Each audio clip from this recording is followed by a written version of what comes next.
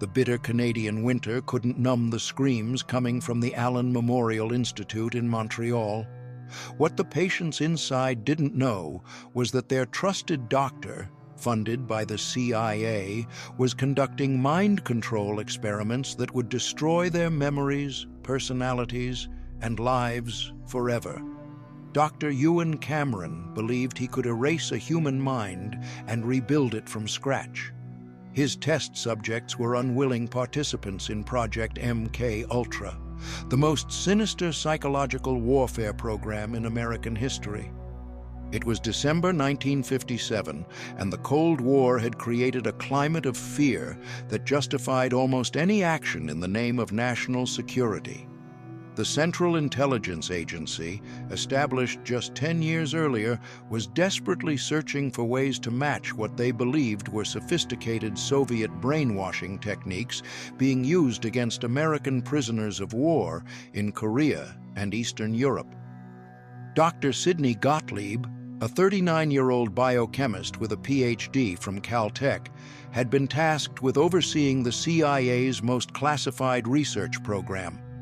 Gottlieb, who walked with a limp from a childhood case of polio and spoke with a slight stutter, seemed an unlikely candidate to lead one of the most ruthless scientific programs in American history.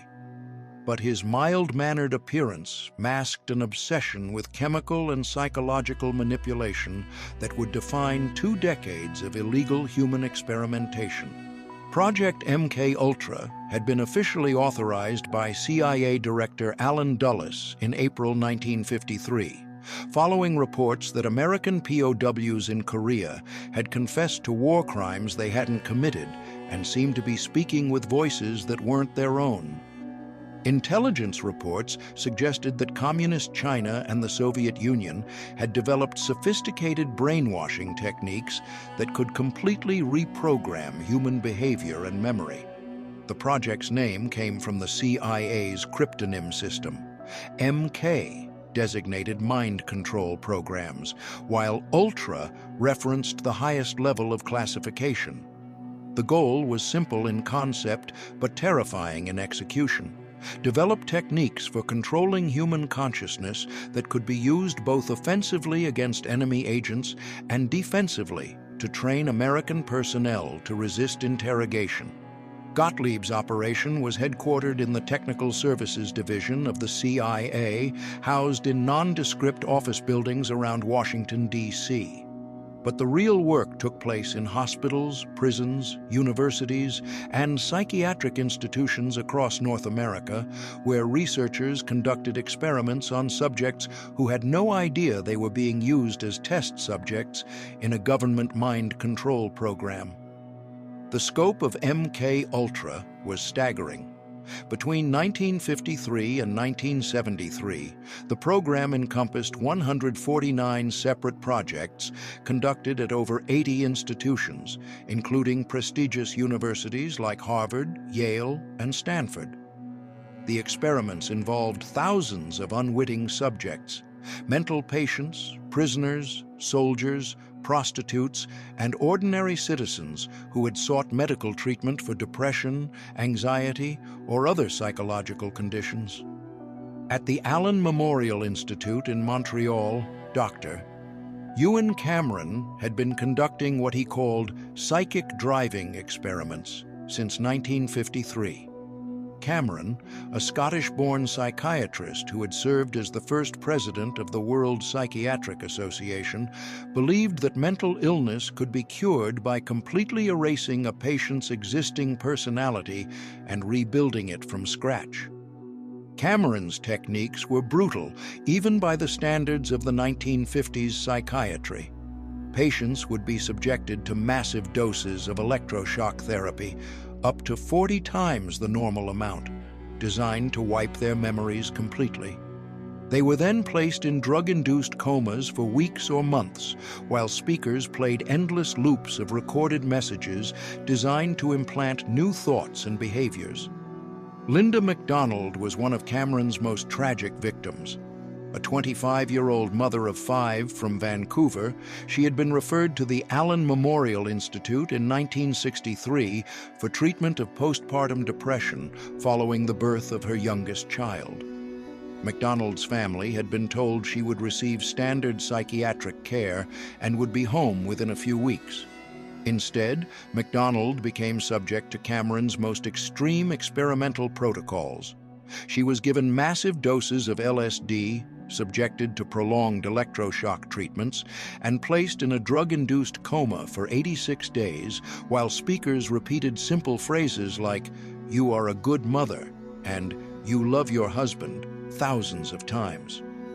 When MacDonald finally awakened from the induced coma, she had no memory of her previous life. She couldn't recognize her husband or children, didn't know how to read or write, and had to relearn basic functions like using a toilet or eating with utensils.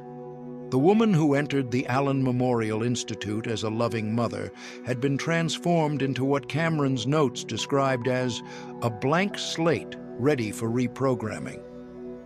Cameron's work was being funded through a CIA front organization called the Society for the Investigation of Human Ecology, which provided grants to researchers willing to conduct mind control experiments. The CIA's Technical Services Division, under Gottlieb's direction, funneled millions of dollars to institutions willing to participate in MKUltra research while maintaining complete deniability about the agency's involvement. But the Allan Memorial Institute represented only one aspect of MKUltra's research program.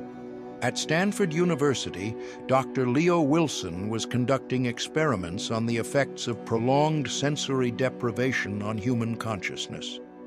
Student volunteers were paid to spend days or weeks in specially constructed isolation chambers, deprived of all sensory input, while researchers monitored their psychological deterioration. The isolation chambers were soundproof, completely dark, and maintained at a constant temperature. Subjects wore gloves and masks to minimize tactile sensation and were fed through tubes to eliminate even the sensory experience of eating. Within hours, most subjects began experiencing hallucinations, paranoia, and complete disorientation. Wilson's research notes, discovered decades later, revealed that the goal was to determine how long a human mind could maintain coherent thought when deprived of all external stimuli. The CIA believed that sensory deprivation could break down a subject's psychological defenses, making them susceptible to interrogation or behavioral modification. At the Lexington Narcotics Farm in Kentucky, Dr. Carl Pfeiffer was conducting LSD experiments on African-American prisoners who had volunteered for what they were told were drug rehabilitation programs. The prisoners, many serving sentences for nonviolent drug offenses, were given increasingly large doses of LSD for weeks or months at a time, while researchers observed their psychological responses. Pfeiffer's experiments were designed to determine whether LSD could be used as a truth serum during interrogation. Prisoners were subjected to mock interrogations while under the influence of the drug, with researchers documenting their willingness to reveal personal information or confess to crimes they hadn't committed. The Lexington experiments were particularly brutal because they targeted a vulnerable population that had little recourse if they wanted to withdraw from the research. Prisoners who complained about the experiments were often punished with extended sentences or solitary confinement, creating a coercive environment that made genuine informed consent impossible. Meanwhile, at Edgewood Arsenal in Maryland, the U.S. Army was conducting its own MKUltra experiments on military personnel. Soldiers were told they were volunteering for research into protective clothing and equipment, but were actually being exposed to biological and chemical agents designed to incapacitate or disorient enemy troops. Staff Sergeant James Stanley volunteered for what he was told would be tests of military equipment and clothing. Instead, he was secretly given LSD, and observed for weeks as researchers documented his psychological breakdown. Stanley experienced severe paranoia, hallucinations, and violent outbursts that continued long after the drug should have cleared his system. Stanley's case would later become one of the few successful lawsuits against the government's mind control program. His legal team discovered that thousands of military personnel had been subjected to similar experiments without their knowledge or consent, in direct violation of the Nuremberg Code established after World War II to prevent human experimentation. The most notorious aspect of MKUltra involved the CIA's collaboration with former Nazi scientists who had been conducting mind control experiments in concentration camps during World War II. Through Operation Paperclip, the U.S. government had secretly recruited Nazi researchers and provided them with immunity from war crimes prosecution in exchange for sharing their expertise with American intelligence agencies.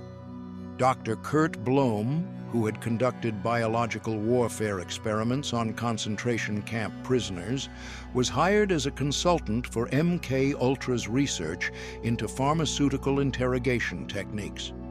Blome's wartime research into using drugs and psychological manipulation to extract information from prisoners provided the foundation for many of MKUltra's most brutal experiments.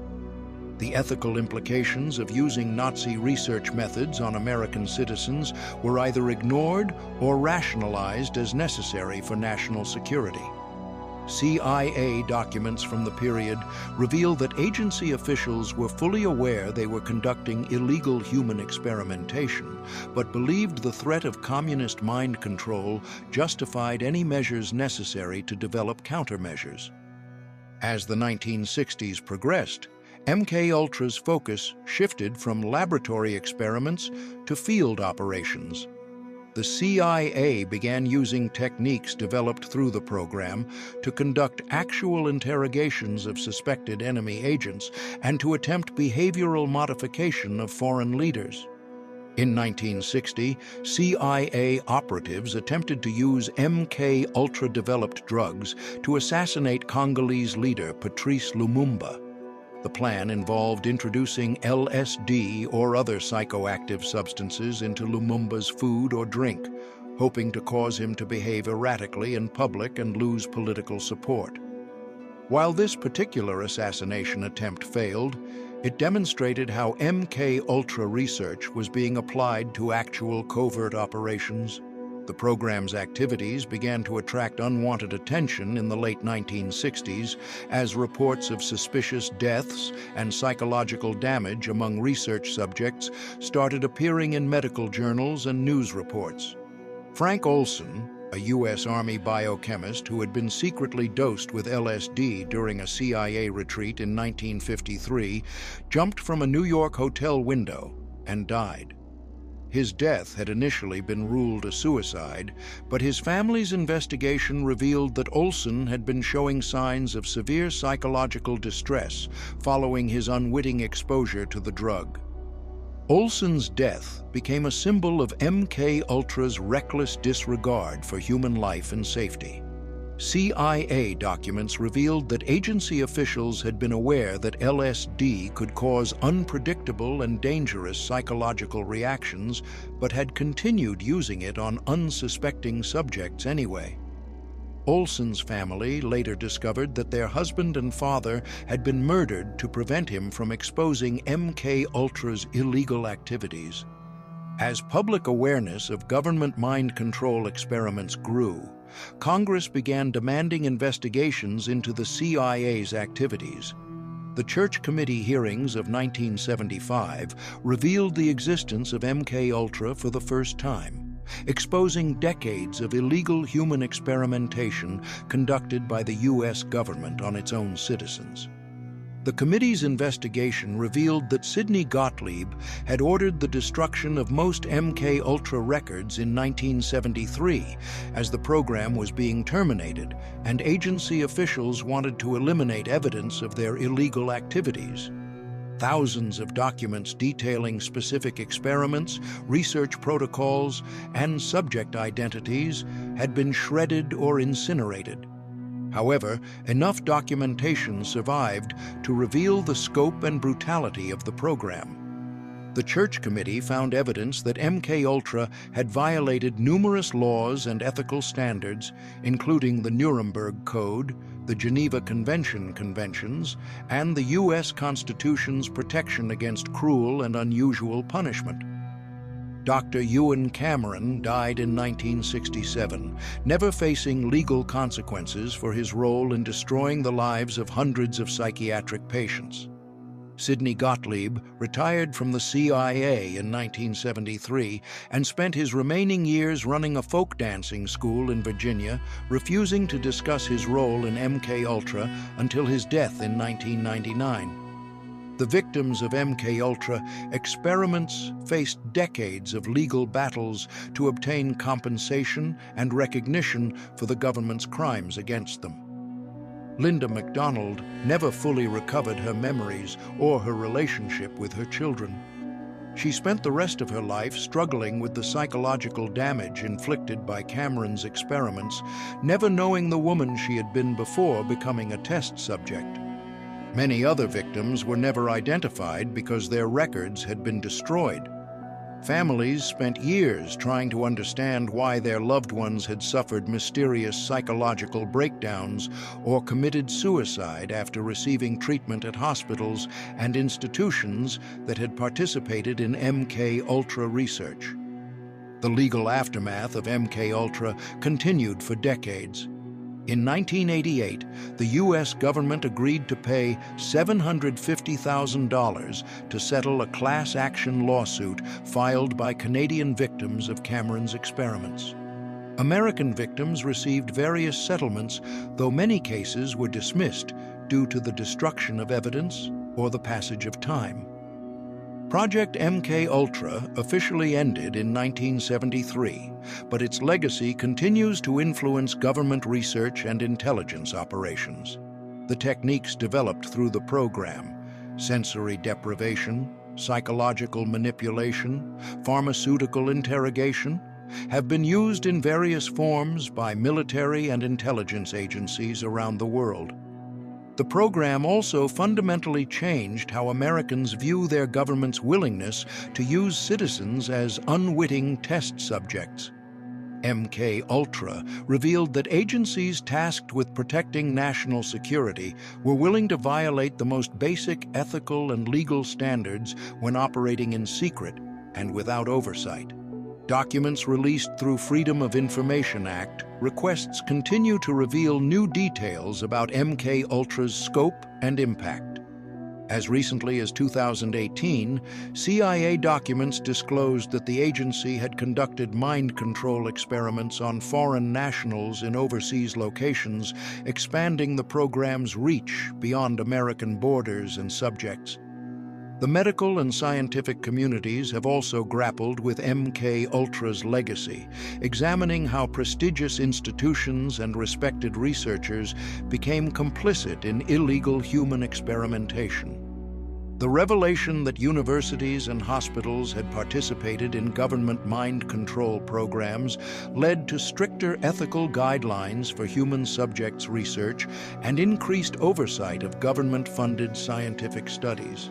But perhaps the most disturbing aspect of MKUltra's legacy is the uncertainty about whether similar programs continue to operate in secret. The techniques developed through decades of illegal experimentation represent a body of knowledge about human psychological manipulation that remains valuable to intelligence agencies and military organizations. Former CIA officials have acknowledged that while MKUltra officially ended in 1973, research into psychological manipulation and behavioral modification has continued under different names and organizational structures. The fundamental questions that drove MKUltra, how to control human consciousness, how to extract information through psychological pressure, how to modify behavior through chemical and technological means, remain relevant to modern intelligence and military operations. The victims of Project MKUltra paid the price for their government's obsession with mind control, losing their memories, their identities, and in many cases their lives. Their suffering revealed the dangerous consequences of allowing intelligence agencies to operate without ethical constraints or meaningful oversight, and their stories serve as a permanent warning about the potential for scientific research to be corrupted by political and military objectives. Today, MKUltra stands as one of the darkest chapters in American intelligence history, a program that transformed the promise of medical science into an instrument of government oppression and control. The screams that once echoed through the halls of the Allan Memorial Institute have been silenced, but the questions raised by Project MKUltra about the limits of government power and the protection of human rights continue to resonate in an age of advancing technology and expanding surveillance capabilities.